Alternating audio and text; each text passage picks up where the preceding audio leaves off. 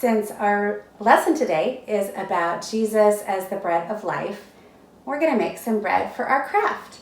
So in your pizza box, there is a recipe for bread in a bag, and I will also include it in my email in case you don't have it anymore so that you can follow the link, follow the recipe, and make this bread yourself.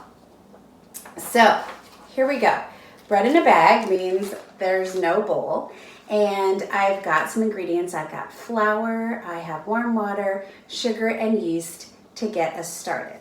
So what I'm going to do first is I'm going to take my plastic bag with a zipper closure and I'm going to put in a cup of flour. And then I'm going to put in my 3 tablespoons of sugar. I'm going to add 2 1/4 teaspoons of yeast into the bag. And then I'm going to add a cup of warm water. And I'm going to seal that a little bit. I'm going to make sure all that the air comes out of the bag. And seal it the rest of the way. And now I'm going to squish it, which feels really good. And there's actually going to be 3 chances for squishing this bag of bread dough. So if there are 3 kids in your family, don't worry, everybody will get a chance. So I am just going to squish and squish and squish and squish, and then I am going to let this bag of dough rest for about 10 minutes. Okay, it's been 10 minutes and my bag of dough has nice little bubbles in it. That means that we are ready for the next step. And the next step is to open up the bag, put in another cup of flour, and then 3 tablespoons of oil and a 1.5 teaspoons of salt. And I'm going to close it up again, nice and tight. And this is round 2 of squishing. I'm going to squish up all this squishy dough. And then I'm going to add my 3rd cup of flour.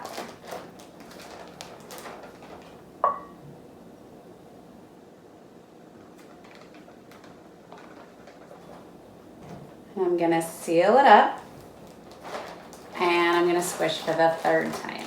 Ooh, it's getting thicker. So I'm not sure if you can see, but that squishy liquid has turned into more of a dough shape. And so I put some flour on my little counter here, and I'm going to dump out the dough onto the flour. Now, this is where things get a little more messy. I'm going to dump that out. Get as much as I can out of there. I don't want to waste it. Ooh, there it is. It's really gooey. And just going to set that aside. And I'm going to start kneading. Now, if you've ever played with Play-Doh before, you definitely know how kneading works. You roll the dough into a ball, and then you squish it out. And then you roll it into a ball, and then you squish it out, and you roll it again and again. And you want to do this for about 10 minutes. So again, if there's more than 1 kid in your family, there's plenty of kneading for everybody to get a turn. So now that I have kneaded my dough for about 10 minutes, it's in this nice little ball, and I have a loaf pan that I sprayed with some cooking spray. I'm going to put the dough in the pan, and then I'm going to cover it with this towel. I'm going to let it rise for about half an hour. So in half an hour, this ball of dough should be bigger. We'll see. Well, it's been a half an hour and my bread hasn't gotten that much bigger, but I'm going to go ahead and put it in the oven at 375 degrees for half an hour, and we'll see what happens. Okay, so I have to admit, before today, I'd never actually tried this recipe, but it turned out amazing. It's so delicious, it's soft and yummy, and I hope you'll have a chance to try this recipe this week. Maybe you'll be able to bake something else like cookies or muffins.